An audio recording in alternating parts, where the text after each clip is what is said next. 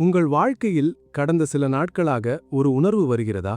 ஏதோ நடக்கப் போகிறது என்று, ஏதோ மாறப்போகிறது என்று. அந்த உணர்வை புறக்கணித்து விட்டீர்களா? அது தவறு. அந்த உணர்வே சிவன் உங்களை அழைப்பது.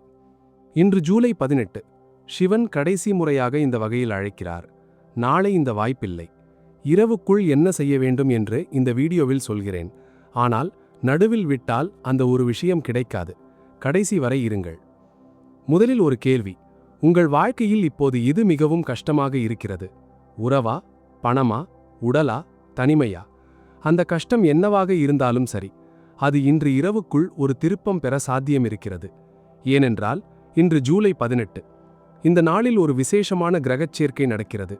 சூரியன் மற்றும் சந்திரன் இரண்டும் சிவனுக்கு சாதகமான கோணத்தில் நிற்கின்றன. இப்படிப்பட்ட சேர்க்கை ஒரு வருஷத்தில் சில நாட்கள் மட்டுமே வரும். இன்று அந்த நாட்களில் ஒன்று. இன்று சிவனிடம் போவது மற்ற நாட்களை விட பல மடங்கு சக்தி வாய்ந்தது. இந்த வாய்ப்பை தவறவிட வேண்டாம். ஒரு நாள் ஒரு அம்மா தன் மகளிடம் சொன்னாள், இன்று மட்டும் நான் உன்னிடம் ஒரு சின்ன வரம் தருவேன். என்ன வேண்டும் என்று கேள் என்று. மகள் யோசித்தாள். எத்தனையோ கேட்கலாம். ஆனால் ஒரே ஒரு விஷயம் கேட்டாள். அம்மா, என்னோடு கொஞ்சம் நேரம் இருங்கள் என்று. அம்மா ஆச்சரியப்பட்டாள். பணமோ பரிசோ கேட்காமல் இந்த ஒரு விஷயம் கேட்டாயே என்று. மகள் சொன்னாள், உங்களோடு இருந்தால் மற்றது தானாக வரும் என்று. அந்த மகள் புரிந்திருந்தாள். சிவனோடு இருந்தால் மற்றது தானாக வரும் என்பதும் இதே உண்மை. இன்று அந்த ஒரு விஷயம் கேளுங்கள். சிவனோடு இருக்க வேண்டும் என்று. மீதி அவரே பார்த்து கொள்வார். இப்போது ஒரு முக்கியமான விஷயம். ஜூலை 18 ஏன் இவ்வளவு முக்கியம் என்று ஒரு ஆழமான விளக்கம். இன்று திங்கள்கிழமையோடு ஒட்டிய நாள். சோமவாரம் சிவனுக்கு விசேஷம். ஆனால் அதைவிட முக்கியமான விஷயம், இன்று ஒரு அமாவாசை அல்லது பௌர்ணமி. சந்திரன் ஒரு விசேஷ நிலையில் இருக்கிறது. சந்திரன் சிவனின் ஜடாமுடியில் இருக்கிறார் என்று சொல்வார்கள். சந்திரன் சக்தி மிகவும் அதிகமாக இருக்கும் நேரத்தில் சிவனின் சக்தியும் மிகவும் தீவிரமாக இருக்கும். இன்று அந்த நேரம். நம் மனசும் சந்திரனோடு தொடர்பு கொண்டது. இன்று நம் மனசு மிகவும் உணர்வுகளுக்கு திறந்திருக்கும். சிவனை உணர மிகவும் எளிதாக இருக்கும். இந்த நாளை பயன்படுத்திக் கொள்ளுங்கள். ஒரு கதை. திருவாரூரில் ஒரு முதியவர், வயது 85. கடந்த 60 வருஷமாக ஒவ்வொரு திங்கட்கிழமையும் கோவிலுக்கு போகிறார். ஒரு நாளும் தவறியதில்லை.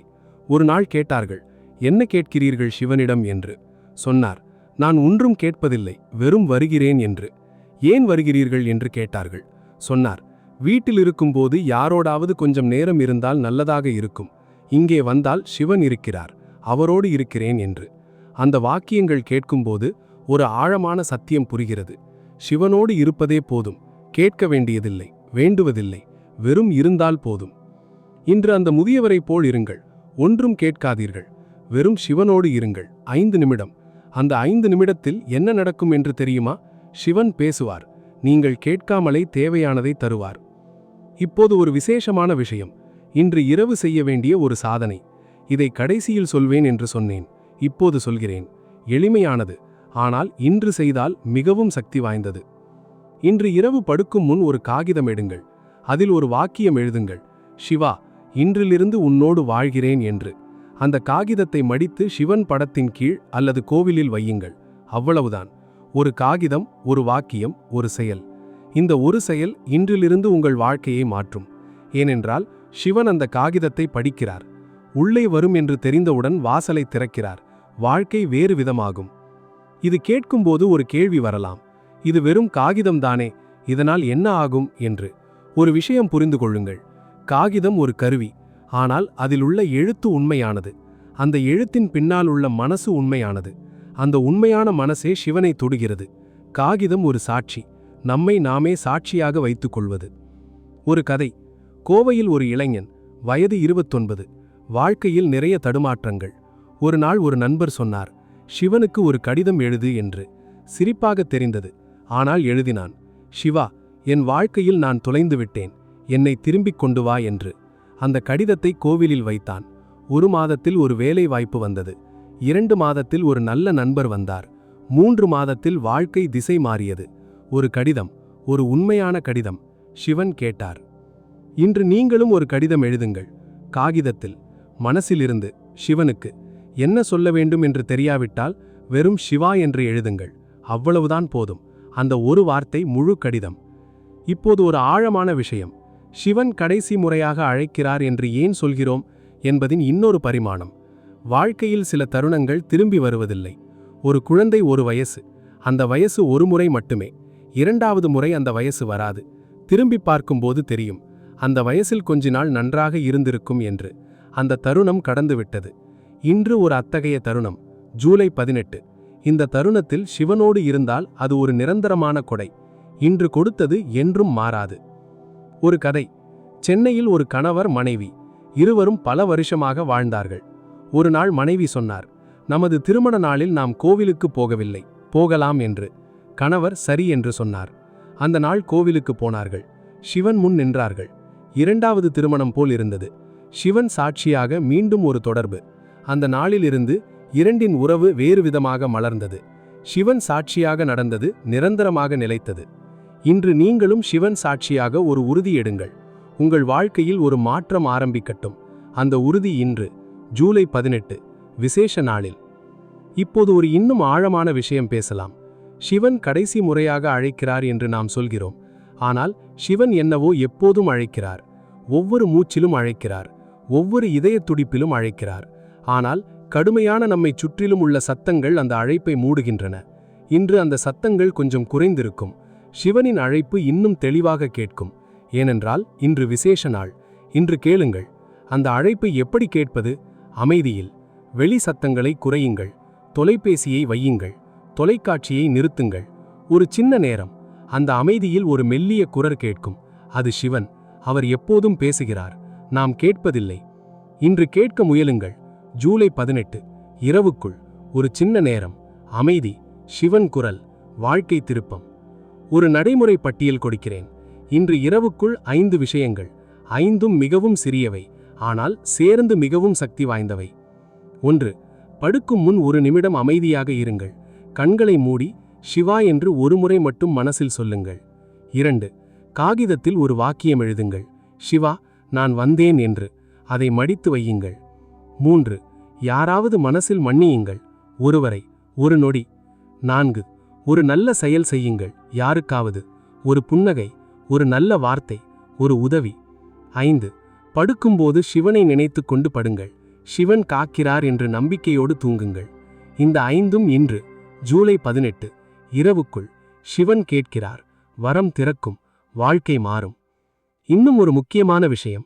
இன்றிலிருந்து ஒரு புதிய பழக்கம் ஆரம்பியுங்கள்.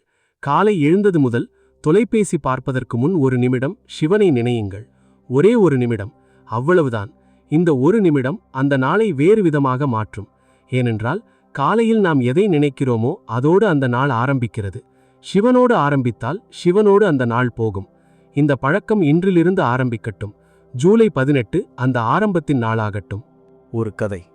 திருவண்ணாமலையில் ஒரு முதியவர் சொன்னார், என் வாழ்க்கையில் ஒரே ஒரு விஷயம் மாறிய நாளிலிருந்து எல்லாம் மாறியது என்று. என்ன மாற்றம் என்று கேட்டேன். காலையில் எழுந்தது முதல் சிவனை நினைக்க ஆரம்பித்தேன் என்று. அவ்வளவுதான். ஒரே ஒரு மாற்றம். ஆனால் அந்த மாற்றம் எல்லாவற்றையும் மாற்றியது. நீங்களும் அந்த ஒரு மாற்றம் செய்யுங்கள். இன்றிலிருந்து காலையில் சிவன் முதலில், மற்றது பிறகு. சரி, இப்போது சிவன் கடைசி முறையாக அழைப்பதின் ஒரு ஆழமான அர்த்தம் சொல்கிறேன். கடைசி முறை என்று சொல்வது அவர் விட்டுவிடுகிறார் என்று இல்லை.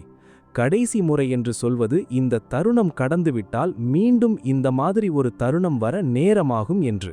ஒரு கப்பல் துறைமுகத்தில் நிற்கிறது. ஏறாவிட்டால் போகும். மீண்டும் ஒரு கப்பல் வரும். ஆனால் எப்போது வரும் என்று தெரியாது. இன்று நிற்கிறது. ஏறுங்கள். இந்த கப்பல் ஏறினால் எங்கே கொண்டு போகும்? சிவனிடம். அந்த பயணம் அழகானது. அந்த பயணம் சக்தி வாய்ந்தது. அந்த பயணம் வாழ்க்கையை மாற்றும். இன்று ஏறுங்கள். ஜூலை 18, இரவுக்குள். 5 நிமிடம். ஒரு காகிதம், ஒரு வாக்கியம். சிவன் காத்திருக்கிறார். இந்த வீடியோவை கேட்டவுடன் கீழே கமெண்டில் ஒரு வார்த்தை எழுதுங்கள். நான் வந்தேன் என்று. அந்த 2 வார்த்தைகள் போதும். சிவன் படிக்கிறார். உங்களை வரவேற்கிறார். இந்த வீடியோவை யாரோடாவது பகிருங்கள். இந்த தொடரை சந்தா செய்து கொள்ளுங்கள். மணியை அழுத்துங்கள். சிவபெருமான் உங்களை ஆசீர்வதிக்கட்டும். ஜூலை 18இன் விசேஷ அருள் உங்கள் வாழ்க்கையில் ஒரு புதிய அத்தியாயத்தை திறக்கட்டும். சிவன் கடைசி முறை அழைக்கிறார் என்று கேட்டும்போது ஒரு கேள்வி வரலாம். ஏன் சிவன் எல்லாரையும் அழைக்கிறார்? ஒரு குறிப்பிட்ட சிலரை மட்டும் ஏன் தேர்ந்தெடுக்கிறார்? உண்மையில் சிவன் எல்லாரையும் அழைக்கிறார், ஒவ்வொரு நொடியும் ஒவ்வொரு மூச்சிலும். ஆனால் எல்லாரும் கேட்பதில்லை. யார் கேட்க தயாராக இருக்கிறார்களோ அவர்களுக்கு அந்த அழைப்பு தெரிகிறது. நீங்கள் இந்த வீடியோவை கேட்கிறீர்கள், அதாவது நீங்கள் கேட்க தயாராக இருக்கிறீர்கள். சிவன் உங்களை அழைக்கிறார். இந்த தயாரிப்பு திடீரென்று வந்தது இல்லை. நீங்கள் பல பிறவிகளாக சிவனை தேடியவர்கள். அந்த தேடல் இந்த பிறவியில் முதிர்ந்திருக்கிறது. இப்போது சிவன் நெருங்கி வருகிறார். இந்த சந்திப்பை வரவேற்றுக் கொள்ளுங்கள். ஒரு விஷயம் சொல்கிறேன். சிவனோடு ஒரு உறவை உருவாக்குவது என்பது ஒரு நாளில் நடக்கும் விஷயமில்லை. படிப்படியாக நடக்கும். ஒவ்வொரு நாளும் ஒரு சின்ன அடி. ஒரு வாரத்தில் ஒரு தொடர்பு வரும். ஒரு மாதத்தில் ஒரு உறவு வரும். ஒரு வருடத்தில் சிவன் வாழ்க்கையின் மையமாக ஆவார். அந்த வாழ்க்கை வேறு விதமாக இருக்கும். இன்று முதல் அடி, ஜூலை 18. அந்த அடியை எடுங்கள். சிவன் காத்திருக்கிறார். சிவன் யாரோடு மிகவும் நெருக்கமாக இருக்கிறார் என்று தெரியுமா? உண்மையான மக்களோடு, பாசாங்கு இல்லாதவர்களோடு, தன்னை மறந்தவர்களோடு. கோவிலில் வெளியே எல்லாம் நல்லதாக காட்டிக்கொண்டு உள்ளே வேறு விதமாக இருப்பவர்களோடு இல்லை. உண்மையாக யாரோடு இருக்கிறோமோ அவர்களோடு இருப்பவர் சிவன். இன்று உண்மையாக போங்கள். கஷ்டங்களோடு போங்கள். வலிகளோடு போங்கள். சிவன் ஏற்றுக்கொள்கிறார்.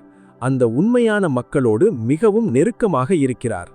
திருப்பூரில் ஒரு பெண் ஒவ்வொரு முறையும் கோவிலுக்கு போகும்போது நன்றாக துணி போட்டுக்கொண்டு போவார். நல்ல மனசு வேண்டும் என்று காட்டிக்கொள்வார். ஆனால் சிவன் தெரியவில்லை. ஒரு நாள் கஷ்டத்தில் அழுத்தல் அழுத கோவிலுக்கு ஓடினார். துணி சரியில்லை. முகம் அழுகையில் ஊறியிருந்தது. சிவலிங்கத்தின் முன் நின்று வெறும் அழுதார். ஒன்றும் சொல்லவில்லை. அன்று சிவன் மிகவும் நெருக்கமாக வந்தார். ஒரு அமைதி வந்தது. ஒரு ஆறுதல் வந்தது. உண்மையான கஷ்டம் காட்டியதால் சிவன் உண்மையாக வந்தார். இன்று உண்மையோடு போங்கள். கஷ்டங்களை மறைக்காதீர்கள். வலிகளை அடக்காதீர்கள். சிவன் முன் உண்மையாக இருங்கள். அவர் உண்மையாக வருவார். இப்போது ஒரு ஆழமான விஷயம். சிவன் காட்டும் வழி என்பது எப்போதும் ஆனந்தமான வழி இல்லை. சில நேரம் கஷ்டமான வழி காட்டுவார். ஏனென்றால் அந்த வழியில் போனால் நாம் வலிமையாவோம் என்று அவருக்கு தெரியும். ஒரு தந்தை மகனுக்கு ஒரு கஷ்டமான வேலை கொடுக்கிறார். மகன் முணுமுணுக்கிறான்.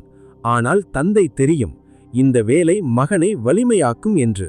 சிவனும் அப்படித்தான். கஷ்டமான வழியை காட்டும்போது நம்புங்கள், அது நல்லதற்காக என்று. கோவையில் ஒரு வியாபாரி ஒரு வழியை சிவன் காட்டினார். அந்த வழி மிகவும் கஷ்டமாக தெரிந்தது. ஆரம்பத்தில் செல்ல மனசில்லை. ஆனால் நம்பிக்கையோடு சென்றார். ஒரு வருடம் கஷ்டமாக இருந்தது. 2வது வருடம் திருப்பம் வந்தது. 3வது வருடம் வாழ்க்கை அழகாக மலர்ந்தது. சிவன் கஷ்டமான வழி காட்டினார். ஆனால் அந்த வழி சரியான வழி. இன்று சிவன் உங்களுக்கு ஒரு வழி காட்டலாம். எளிமையான வழியாக இருக்கலாம். கஷ்டமான வழியாக இருக்கலாம். எதுவாக இருந்தாலும் நம்புங்கள். அவர் காட்டும் வழியில் போங்கள். கடைசியில் நல்லதே நடக்கும். சிவன் காட்டும் வழி எப்படி தெரியும்? தியானத்தில், அமைதியில், ஒரு யோசனையாக வரும். ஒரு உள்ளுணர்வாக வரும். யாரோ சொல்லும் ஒரு வார்த்தையாக வரும். ஒரு கனவாக வரும். கவனமாக இருங்கள். வரும்போது பிடியுங்கள். இப்போது ஒரு விஷயம் சொல்கிறேன். இன்று இரவு தூங்குவதற்கு முன் ஒரு கேள்வி மனசில் வையுங்கள். சிவா, என் வாழ்க்கையில் இப்போது என்ன செய்ய வேண்டும் என்று நீ விரும்புகிறாய் என்று. அந்த கேள்வியோடு தூங்குங்கள். கனவில் பதில் வரலாம். காலையில் எழும்போது ஒரு யோசனை வரலாம். அந்த பதிலை கவனமாக கவனியுங்கள். இந்த சாதனை இன்று, ஜூலை 18. விசேஷமான நாளில் கேட்கும் கேள்விக்கு விசேஷமான பதில் வரும். இன்னும் ஒரு சக்தி வாய்ந்த விஷயம். இன்று யாரோடாவது ஒரு நல்ல உரையாடல் வையுங்கள். ஒரு நண்பர், ஒரு குடும்பத்தினர், யாரோடாவது. அந்த உரையாடலில் சிவனை பற்றி பேசுங்கள். அல்லது ஒரு நல்ல விஷயம் பேசுங்கள். 2 நபர்கள் சிவனை பற்றி பேசும்போது சிவன் அங்கே இருக்கிறார் என்று சொல்வார்கள். அந்த சந்திப்பு சக்தி வாய்ந்தது. சிவனை பற்றி பேசுவது வெறும் வார்த்தைகள் இல்லை. அது ஒரு வழிபாடு. அந்த வழிபாட்டில் சிவன் பங்கேற்கிறார். இன்று அந்த வழிபாடு நடக்கட்டும். சரி, இப்போது சிவனோடு ஒரு ஆழமான உறவை உருவாக்குவதற்கான ஒரு முக்கியமான விஷயம் சொல்கிறேன். யாரையாவது ஆழமாக நேசிக்க வேண்டும் என்றால் அவர்களை தெரிந்து கொள்ள வேண்டும். சிவனையும் அப்படித்தான். அவரை தெரிந்து கொள்ளுங்கள். அவரை பற்றி படியுங்கள். அவரின் கதைகள் கேளுங்கள். திருவிளையாடல், தேவாரம், திருவாசகம் இவை சிவனை தெரிந்து கொள்வதற்கான வழிகள். தெரிந்து கொண்டால் நேசிக்கிறோம், நேசித்தால் நெருங்குகிறோம், நெருங்கினால் மாறுகிறோம், மாறினால் வாழ்க்கை மாறுகிறது. இந்த பயணம் இன்றிலிருந்து ஆரம்பிக்கட்டும். ஜூலை 18 அந்த பயணத்தின் முதல் நாள். கீழே கமெண்டில் நான் வந்தேன் என்று எழுதுங்கள். இந்த வீடியோவை யாரோடாவது பகிருங்கள். இந்த தொடரை சந்தா செய்து கொள்ளுங்கள். சிவபெருமான் உங்களை ஆசீர்வதிக்கட்டும். ஜூலை 18 விசேஷ அருள் உங்கள் வாழ்க்கையில் நிரந்தரமாக நிலைக்கட்டும். இந்த பயணம் இன்னும் ஆழமாக போகிறது. சிவன் அழைப்பை கேட்கும் விதம் பற்றி இப்போது ஒரு நடைமுறை வழிகாட்டல் கொடுக்கிறேன். சிவன் ஒவ்வொருவரையும் வேறு வேறு விதத்தில் அழைக்கிறார். ஒருவருக்கு கோவில் மணி ஒலியில் அழைக்கிறார், இன்னொருவருக்கு ஒரு வீடியோ மூலம் அழைக்கிறார், இன்னொருவருக்கு ஒரு கஷ்டம் மூலம் அழைக்கிறார், இன்னொருவருக்கு ஒரு குழந்தையின் சிரிப்பில் அழைக்கிறார். இந்த வீடியோ இப்போது உங்களிடம் வந்திருக்கிறது. இது சிவன் உங்களை அழைக்கும் வழி. இந்த வழியை ஏற்றுக்கொள்ளுங்கள். சிவனின் அழைப்புக்கு பதில் சொல்வது எப்படி? ஒரு செயல் மூலம், ஒரு தியானம், ஒரு ஜபம், ஒரு கோவில் வருகை, ஒரு நல்ல செயல். இவை எல்லாம் சிவனின் அழைப்புக்கு பதில் சொல்வது. இன்று அந்த பதில் சொல்லுங்கள். சிவனின் அழைப்பை ஏற்காமல் போனால் என்ன ஆகும்? சிவன் தண்டிப்பதில்லை, ஆனால் வாய்ப்பு கடந்துவிடும்.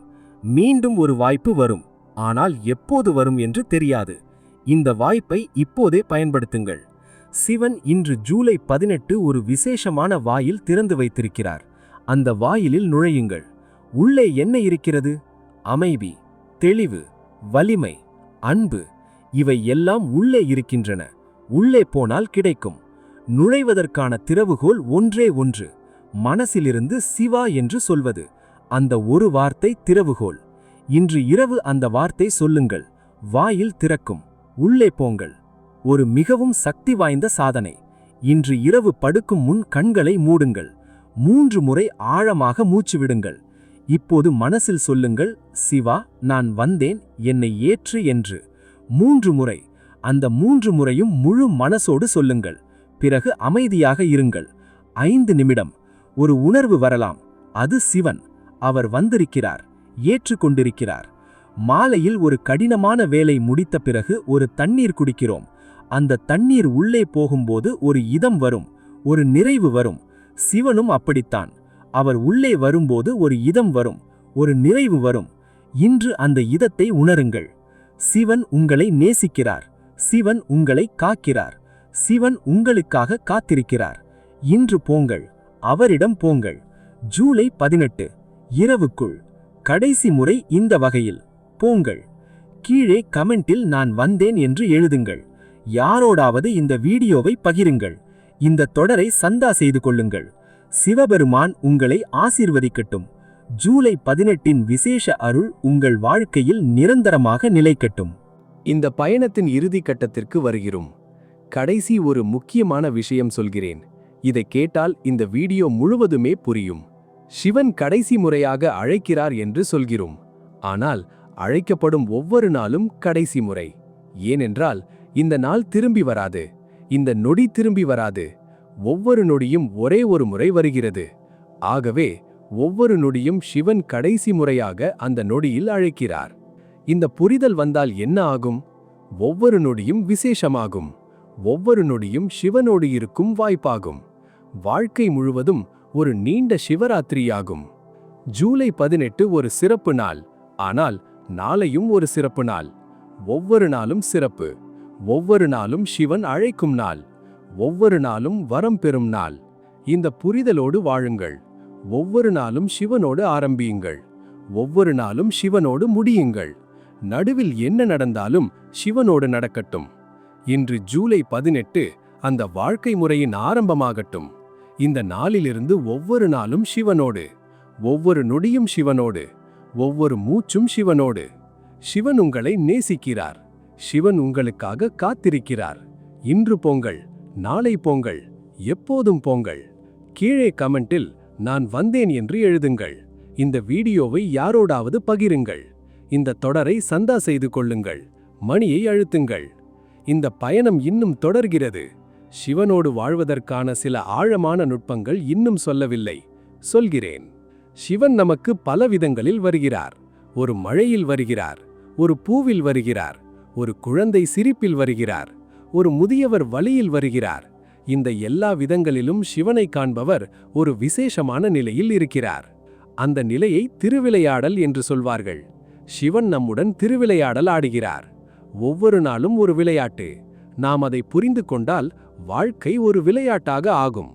கஷ்டங்களும் ஒரு விளையாட்டின் பகுதி, மகிழ்ச்சிகளும் ஒரு விளையாட்டின் பகுதி. எல்லாமே சிவனின் விளையாட்டு. இந்த பார்வை வந்தால் கஷ்டங்கள் வேறு விதமாக தெரியும். இது ஒரு விளையாட்டில் ஒரு தடை என்று தெரியும். தடையை கடந்தால் விளையாட்டு தொடரும். சிவன் விளையாட்டை நடத்துகிறார், நாம் பங்கேற்கிறோம். ஒரு கதை. வேலூரில் ஒரு பெரியவர், வயது 79. வாழ்நாள் முழுக்க கஷ்டங்களும் மகிழ்ச்சிகளும் வந்தன. ஒரு நாள் கேட்டார்கள், உங்கள் வாழ்க்கையில் கஷ்டங்கள் வந்தபோது கோபம் வந்ததா என்று. சொன்னார், முதலில் வந்தது. ஆனால் ஒரு நாள் புரிந்தது, சிவன் விளையாடுகிறார் என்று. பிறகு கஷ்டங்கள் வந்தாலும் சிரிக்க முடிந்தது. ஏனென்றால் விளையாட்டு என்று புரிந்தது. இது முடிக்கும், பிறகு நல்லது வரும் என்று தெரிந்தது என்று. இந்த பார்வை இன்று உங்களுக்கு வரட்டும். கஷ்டங்களை சிவனின் விளையாட்டின் ஒரு பகுதியாக பாருங்கள். தடைகளை விளையாட்டின் தடைகளாக பாருங்கள். அவற்றை கடவுங்கள். விளையாட்டு தொடரும். இப்போது ஒரு தியான பயிற்சி. இன்று இரவு தனியாக செய்யுங்கள். மெழுகுவர்த்தி ஒன்று ஏற்றுங்கள். அந்த ஒளியை பாருங்கள். கண்களை மூடாதீர்கள். வெறும் அந்த சிறிய சுடரை பாருங்கள். சுடர் ஆடுகிறது, மூச்சில் ஆடுகிறது, காற்றில் ஆடுகிறது, ஆனால் அணைவதில்லை. அந்த சுடர் சிவன். வாழ்க்கையின் சவால்களில் ஆடும், ஆனால் அணைவதில்லை. அந்த சுடர் நம்மில் இருக்கிறது. நம் ஆத்மா அந்த சுடர், சிவன் அந்த சுடர். இரண்டும் ஒன்றே. இந்த கற்பனையோடு அந்த சுடரை 10 நிமிடம் பாருங்கள். வாழ்க்கை புரியும். சிவன் நம்முள் இருக்கிறார், அந்த சுடராக இருக்கிறார். அந்த சுடரை கண்டு கொண்டால் வாழ்க்கையில் எந்த காற்றும் அணைக்க முடியாது. இன்று ஜூலை 18, அந்த சுடரை கண்டு கொள்ளும் நாள். அந்த சுடரை வரவேற்கும் நாள். அந்த சுடரோடு வாழும் தொடக்கத்தின் நாள். வாழ்க்கையில் ஒரு திருப்பம் வேண்டுமா? அந்த சுடரை கண்டு கொள்ளுங்கள். அந்த சுடரே சிவன். சிவனே திருப்பம், சிவனே வழி. போங்கள், இன்றே போங்கள், சிவனிடம் போங்கள். கடைசி முறையாக இந்த விசேஷ நாளில் அழைக்கிறார். இரவுக்குள் போங்கள். கமெண்டில் நான் வந்தேன் என்று எழுதுங்கள். இந்த வீடியோவை யாரோடாவது பகிருங்கள். இந்த தொடரை சந்தா செய்து கொள்ளுங்கள். மணியை அழுத்துங்கள். சிவபெருமான் உங்களை ஆசிர்வதிக்கட்டும். ஜூலை 18 விசேஷ அருள் உங்கள் வாழ்க்கையை என்றும் மாற்றட்டும். ஓம் நம சிவாய.